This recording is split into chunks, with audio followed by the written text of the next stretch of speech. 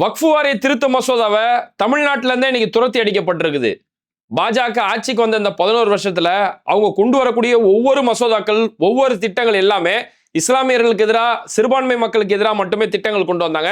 அதுல ஒண்ணுதான் இஸ்லாமியரோட நில உரிமைகளை பறிக்கக்கூடிய விதத்துல, அவங்களுடைய அடிப்படை விஷயங்களை கை வைக்கக்கூடிய விதத்துல வக்ஃபு வாரிய திருத்த மசோதா நாங்க கொண்டு வரோம், அது மூலியமா இஸ்லாமியரோட அந்த வக்ஃபுகளை பாதுகாக்கிறதுக்காக நாங்க கொண்டு வரோம்னு சொல்லி பச்சோந்தித்தனமான ஒரு திட்டத்தை கொண்டு வந்திருந்தாங்க.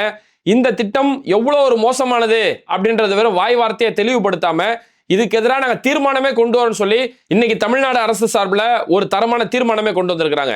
இந்த தீர்மானத்துக்கு அதிமுக ஆதரவு கொடுத்திருக்கிறாங்க.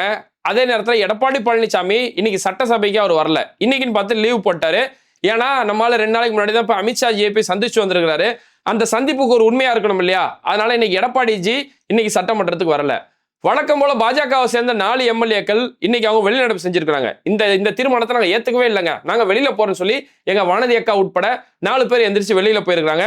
ஆனா யார் வெளியில போனாலும், யார் ஏற்கலனாலும் இந்த தமிழ்நாடு இதை ஏற்க போறது இல்லைன்னு சொல்லி தமிழ்நாடு முதலமைச்சர் மு.க. ஸ்டாலின் அவ்வளவு துணிச்சலா இந்த மசோதாவை எதிர்த்து ஒரு தீர்மானம் கொண்டு வந்திருக்கிறாரு.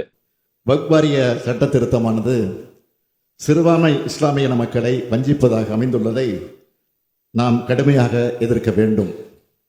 அதற்கான தீர்மானத்தை இம்மாமன்றத்தில் நான் முன்மொழிய இருக்கிறேன் என்பதை முன்னுரையாக தெரிவித்துக் கொள்கிறேன். இங்க ஒரு சிலர் சுத்திக்கிட்டே இருப்பாங்க. அவங்க பார்த்தோம்னா திமுகவை குறை சொல்றது மட்டுமே அரசியல் அப்படின்னு சொல்லி செயல்படுவாங்க. அதுக்கு நீ யாரையுமே குறை சொல்லக்கூடாது, யாரையுமே விமர்சனம் செய்யக்கூடாதுன்னு சொல்லல. ஆளும் அரசு யாரா இருந்தாலும் விமர்சனத்துக்கு உட்பட்டவங்க தான். ஆனா அந்த விமர்சனமும் ஒரு நியாயமா இருக்கும். வெறும் திமுகவை குறை சொல்றது மட்டும்தான் எங்களோட நோக்கம் அப்படின்னு சொல்லி செயல்படுவாங்க. திமுக இஸ்லாமியர்களுக்கு எதிராகவே செயல்படுது. திமுக இஸ்லாமியர்களுக்கு மிகப்பெரிய துரோகம் செஞ்ச ஒரு கட்சி. திமுக முஸ்லிம்களை வெறும் வாக்கு வங்கியா மட்டுமே பயன்படுத்துதுன்னு சொல்லி 4 முழுக்க உருட்டிட்டு கிடப்பாங்க. இது மாதிரி திமுக ஏதாவது இஸ்லாமியர் நலன் சார்ந்த பல தீர்மானங்கள் கொண்டு வரும்போது, இது மாதிரி இப்ப சிஏஏ, இதுக்கு முன்னாடி சிஏஏ விஷயமா இருக்கட்டும், இஸ்லாமியரோட நலன் சார்ந்த விஷயங்களை திமுக நிற்கும் போது அன்னைக்கு அந்த திமுகவுக்கு நன்றி சொல்லணும் அப்படின்றதெல்லாம் சொல்ல மாட்டாங்க. எதிர்க்கும் போது கடுமையாக எதிர்ப்பாங்க. இந்த மாதிரி நல்ல விஷயங்கள் வருமா அன்னைக்கு நன்றி செலுத்தாம எங்களால கிடைச்ச வெற்றி இது, நாங்க இத்தனை நாள் சொல்லிட்டு இருந்தோம்ல, அதனால திமுக அதெல்லாம் கொண்டு வந்துட்டாங்கன்னு சொல்லி கொஞ்சம் கூட ஒரு இதுவே இல்லாம ஈஸியா கிரெடிட் அவங்க பக்கம் தள்ளிப்பாங்க. ஆனா அது யார் கொண்டு வராங்களோ இல்லையோ, உண்மையில திமுக இந்த இடத்துல மனசார பாராட்டணும். ஏன்னா சிஏஏன்னு சொல்லி குடியுரிமை திருத்த மசோதா கொண்டு வரும்போது முதலா இந்தியாவில களத்துல இறங்கின ஒரு கட்சி திமுக தான். களத்துல இறங்கி உதயநிதி ஸ்டாலின் அப்பதான் ஒரு அரசியலுக்கு அந்த சிஏஏன்ற அந்த நகலையே தீயிட்டு கொளுத்தி முதல்ல அவர் கைது செய்யப்பட்டதுமே இந்த சிஏஏ சம்பந்தமான ஒரு விஷயத்துல தான். அதுக்கப்புறம் ஆட்சிக்கு வந்த பிறகு சிஏஏக்கு எதிராக ஒரு சட்ட தீர்மானமே கொண்டு வராங்க. சிஏஏ இந்த தமிழ்நாடு ஏற்க போறது இல்லைன்னு சொல்லி அப்பவும் ஒரு தீர்மானம் கொண்டு வந்தாங்க. அதுக்கப்புறம் நீட்டோட விஷயம், இருமொழி கல்வியோட விஷயம், இந்தி திணிப்போட விஷயம் சொல்லி பல விஷயங்களை எங்கேயுமே பாஜகவுக்கு சமரசம் இல்லாம தான் செயல்பட்டு இருக்காங்க.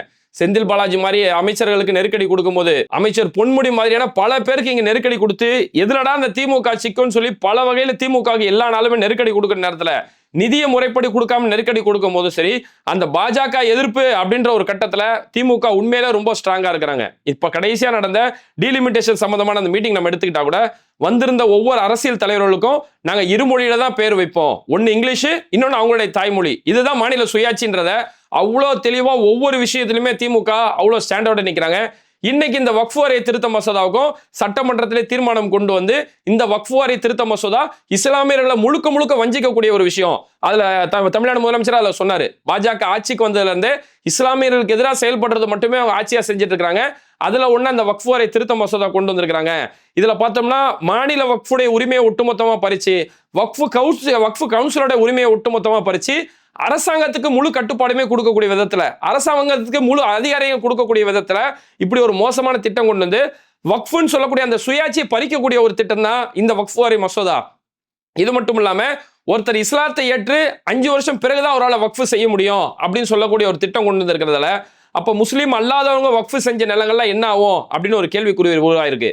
இங்க இஸ்லாமியர்கள் 5 வருஷம் ஒரு முஸ்லீமா இருந்தாதான் வக்ஃப் கொடுக்கணும்ன்றதுல உங்களுக்கு என்ன விஷயம்? ஒருத்தர் அவரோட சொத்து, அவர் விரும்பி வக்ஃப் செய்யறாரு, இதுல உங்களுக்கு என்ன பிரச்சனை? அப்ப இது மூலமா என்னன்னா வக்ஃப்க்குன்னு ஒரு சொத்து இருக்கக்கூடாது, அந்த வக்ஃப் சொத்து முறைப்படி இஸ்லாமியர்கள் பயன்படுத்திடக்கூடாது அப்படிங்கிற ஒரே காரணத்துக்காக தான் பாஜக இவ்வளவு ஒரு மோசமான திட்டத்தை கொண்டு வந்திருக்காங்க. ஒண்ணும் இல்லைங்க, இப்போ இந்த வாரம் நடந்த ஒரு சம்பவம். எச் ராஜா ஒரு பதிவு போட்டாரு.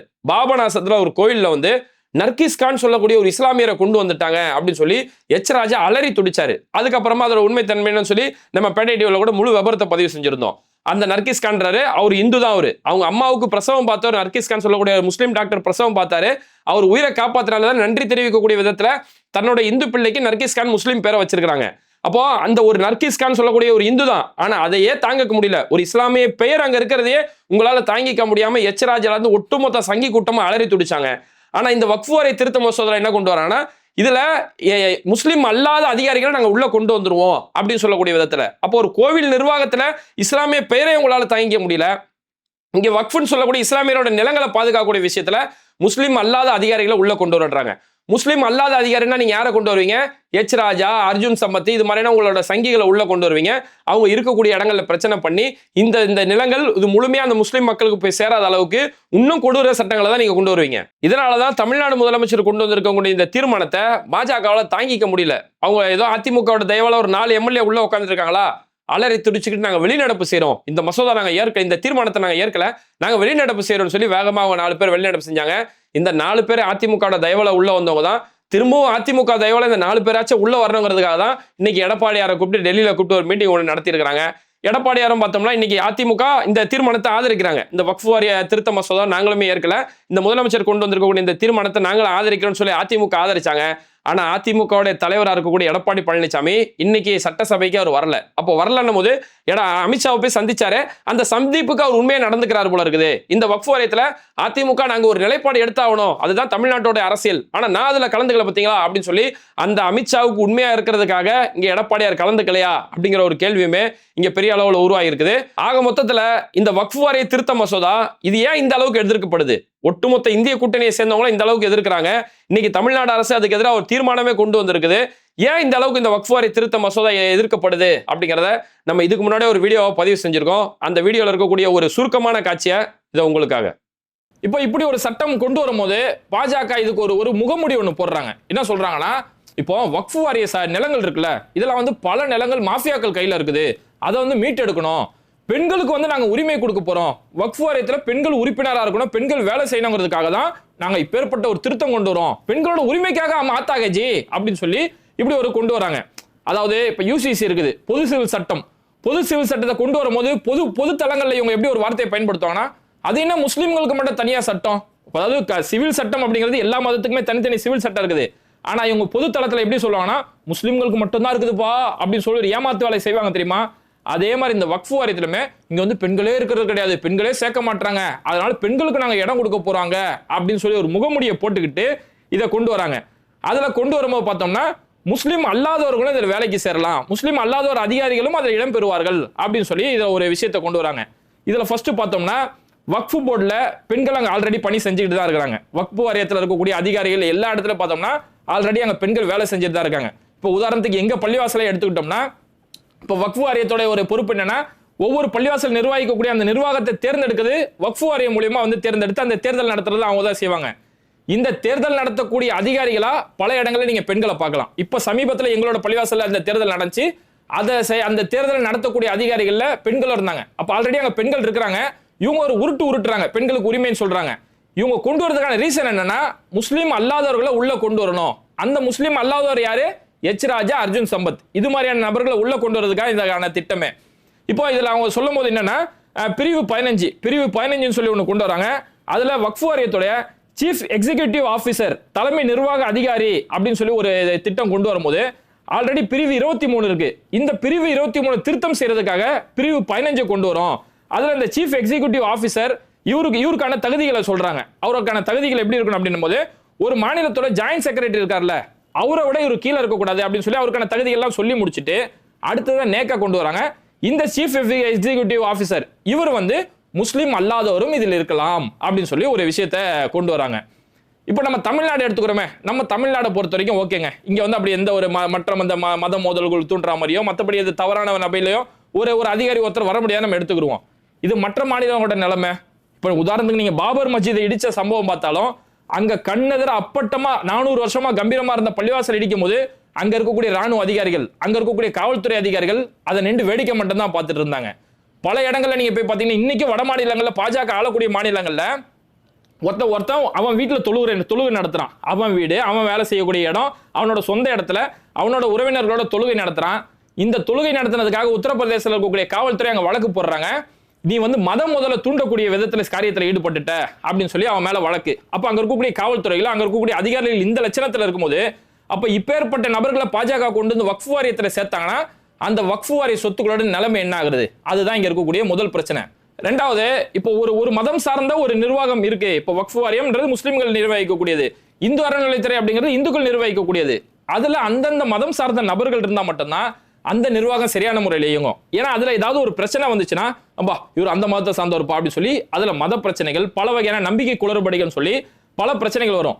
அதனாலதான் இந்து அறநிலையத்துறையோட சட்டம் நம்ம எடுத்துக்கிட்டோம்னா இந்து அறநிலையத்துறையில இந்துக்கள் மட்டும்தான் வேலை செய்யணும். அந்த கோயிலோட நிர்வாகம் சம்பந்தமா இது எல்லாமே இந்துக்கள் மட்டும்தான் அங்க பணிபுரியணும் சொல்லி எப்படி சட்டம் இருக்குதோ அதே மாதிரி இந்த வக்ஃப் வாரியத்திலுமே அந்த சட்டத்தை மாத்தி நாங்க வந்து இந்த மாதிரி எக்ஸிகியூட்டிவ் ஆபீசர்ஸா வந்து நாங்க வந்து முஸ்லீம் அல்லாதவர்களையும் நாங்க நியமிக்கலாம் அப்படின்னு சொல்லி இது மாதிரியான சட்டங்கள் கொண்டு வராங்க.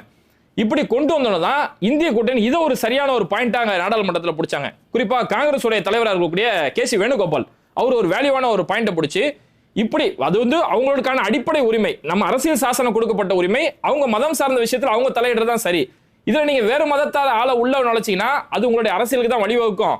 இப்போ சரி இப்படி நீங்க வச்சுக்கிட்டீங்க அப்படின்னா இப்ப ராமர் கோவிலோட அறக்கட்டளை ஒன்று வச்சிருக்கீங்கல்ல அந்த கோயிலை நிர்வாகம் செய்யறதுக்கு, அந்த அறக்கட்டளையோட நிர்வாகத்துல ஒரு முஸ்லீம் உங்களால உள்ள சேர்க்க முடியுமா? அந்த அறக்கட்டளையோட நிர்வாகத்துல ஒரு கிறிஸ்தவர் உங்களால உள்ள சேர்க்க முடியுமா? அப்ப இதுக்கு சாத்தியம்னா நீங்க அதுக்கு சாத்தியம் பண்ணி கொடுக்கணும் அப்படின்னு சொல்லி இது மாதிரியான தரமான கேள்விகளை அங்க காங்கிரஸ் முன் வச்சாங்க. அதோட தான் இந்த சட்டத்தை இப்ப கூட்டுக்குழுவுக்கு அனுப்பியிருக்கிறாங்க. இப்ப அடுத்து இதோட பெரிய ஒரு அராஜகத்தை பாருங்க. 3A அப்படின்னு சொல்லி ஒரு திருத்தம் கொண்டு வராங்க. அந்த 3Aல என்ன இருக்குன்னா ஒரு வக்ஃபுடைய சொத்து அது வக்ஃபு சொத்தா அல்லது அரசுடைய சொத்தா அப்படிங்கறத வந்து ஒரு கலெக்டர் தான் முடிவு பண்ண வரோம். அந்த அளவுக்கு கலெக்டருக்கு இதுல முழு அதிகாரம் கொடுக்கக்கூடிய அளவுக்கு கொண்டு வராங்க. ஏன்னா பல இடங்கள்ல வந்து வக்ஃபுடைய சொத்து ஆக்கிரமிக்கப்பட்டிருக்கும். அப்ப அந்த ஆக்கிரமிக்கப்பட்டவங்க வந்து அந்த நிலத்தை மீட்டெடுக்கிறதுக்கான போராட்டங்கள் நடக்கும்.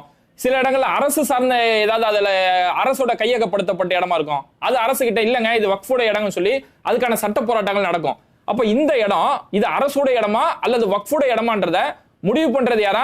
கலெக்டர் தான் முடிவு பண்ணணுமா? அது மட்டும் இல்ல, இப்போ ஒரு நிலம் ஒன்று இருக்குன்னு வைங்களேன். இப்ப 3Cன்னு ஒரு சட்டம் ஒன்று கொண்டு வராங்க.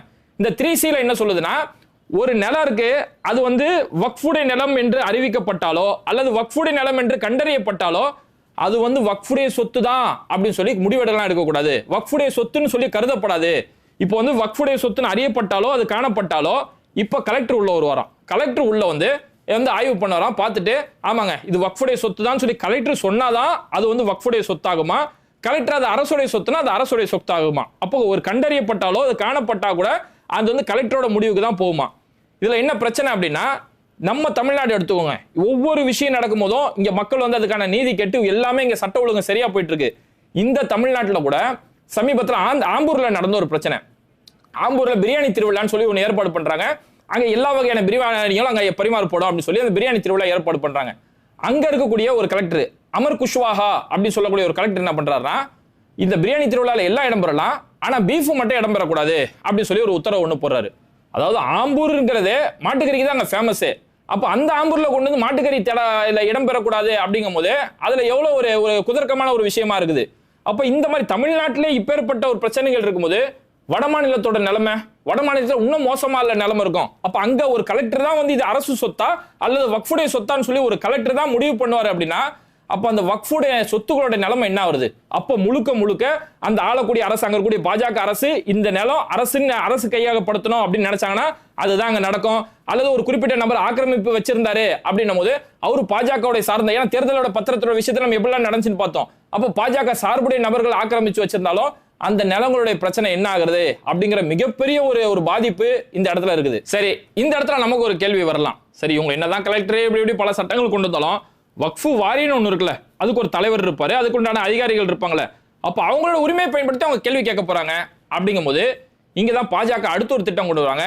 வக்ஃபு வாரியத்தோட ஒட்டுமொத்த அதிகாரத்தையுமே பறிக்கக்கூடிய விதத்துல தான் இந்த திருத்த சட்டங்கள் கொண்டு வந்துட்டு இருக்காங்க.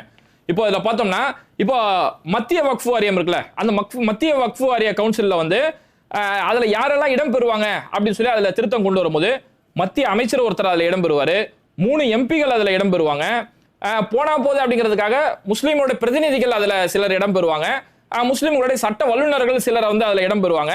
அதுக்கடுத்து 2 நீதிபதிகள் அதுல இடம் பெறுவாங்க, தேசிய புகழ் பெற்றவர்கள் 4 பேர், அதாவது அமிதாப் பச்சனோ சச்சின் டெண்டுல்கரோ இவங்க யாரெல்லாம் சொல்றாங்களோ, உதாரணத்துக்கு ஹேமா மாலினி எடுத்துக்கிறோமே, ஹேமா மாலினி எந்த தேர்தலில் நிக்க மாட்டாங்க, ஹேமா மாலினிக்கு எம்பி பொறுப்புலாம் கொடுக்கப்பட்ட சம்பவம்லாம் நம்ம பார்த்துருக்கோம் இல்லையா.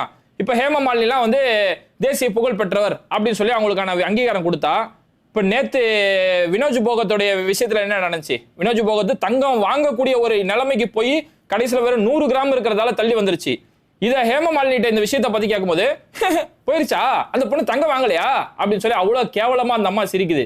அப்ப இப்படி பாஜக நியமிக்கக்கூடிய அந்த தேசிய புகழ்பெற்ற நபர்கள் எப்படி இருப்பாங்கன்னு சொல்லி நமக்கு தெரியும். அந்த தேசிய புகழ்பெற்ற 4 பேர் இந்த கூட்டத்தில் இருப்பாங்களா? இது எல்லாத்தையும் விட மூத்த மத்திய அதிகாரிகள் அந்த கவுன்சில்ல இடம்பெறுவாங்களாம்.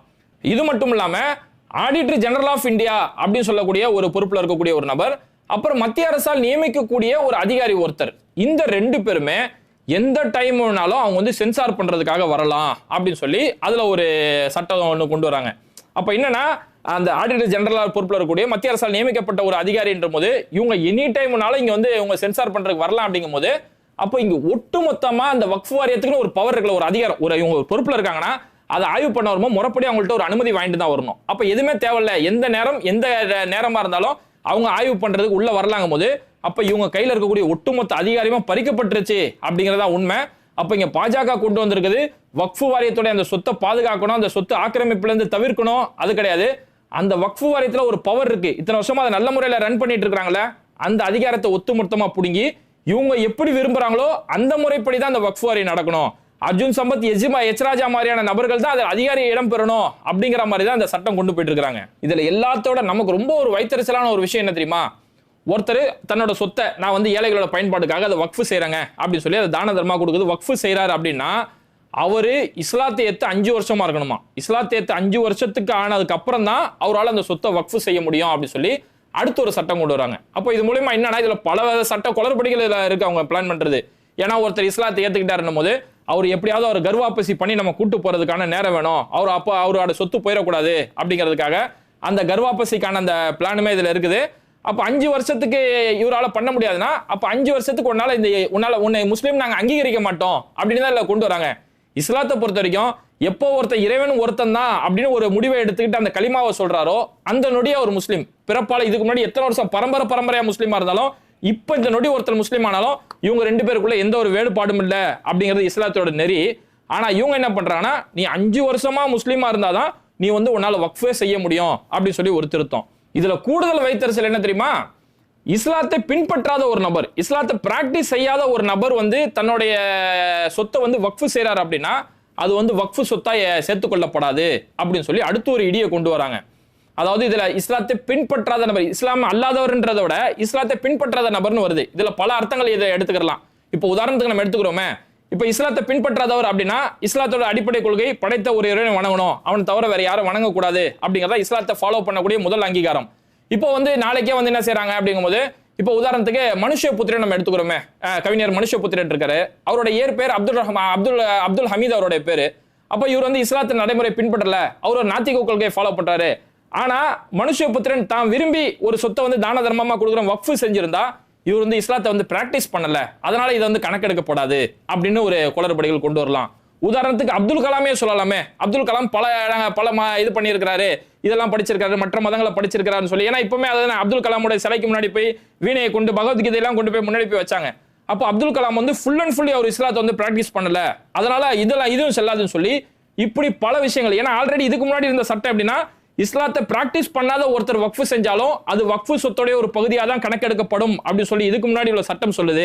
இவங்க அந்த சட்டத்தை திருத்தி இஸ்லாத்தை பிராக்டிஸ் செய்யாத ஒரு நபர் வக்ஃப் செஞ்சாருன்னா அது வக்ஃபுடைய சொத்தா கணிக்கப்படாது அப்படிங்கிறாங்க. இதுல உங்களுக்கு என்ன பிரச்சனை, இப்போ ஒருத்தர் இஸ்லாத்தை பிராக்டிஸே பண்ணலங்க, ஒருத்தர் பிராக்டிஸே பண்ணல, ஆனா ஒரு மனம் விரும்பி அவரா வந்து சொத்தை வந்து வக்ஃபுக்கு செய்ய கொடுக்குறாரு அப்படின்னும் போது அதுல உங்களுக்கு என்ன பிரச்சனை? அப்போ இதுல வந்து பாஜக அந்த அவங்களோட உள் சூழ்ச்சி என்ன இருக்கு நமக்கு புரியுதா? இந்த வக்ஃபுக்குன்னு ஒரு சொத்து போயிடக்கூடாது, இது இஸ்லாமியரோட பயன்பாட்டுக்கு போயிடக்கூடாது, இது மூலமா அங்க பல நல்ல காரியங்கள் நடக்கக்கூடாதுன்னு சொல்லி முழுக்க இஸ்லாமிய விரோதத்தால மட்டுமே இந்த 40 திருத்த சட்டங்களை கொண்டு வந்திருக்காங்க. ஆக மொத்தம் இது மாதிரி வீடியோக்களை தொடர்ந்து பார்க்கறதுக்கு மறக்காம பேட்டை டிவியை சப்ஸ்கிரைப் பண்ணிட்டு இந்த வீடியோக்களை உங்க நண்பர்களுக்கு அதிகமாக ஷேர் செய்யுங்க. இணைந்திருப்போம். மிஸ்டர் பர்ஃபெக்ட் எக்ஸ்ட்ரா கோல்டு திருமணமான ஆண்களுக்கு திருப்பு முனையை ஏற்படுத்தும் ஹலாலான இயற்கை வியாகரா.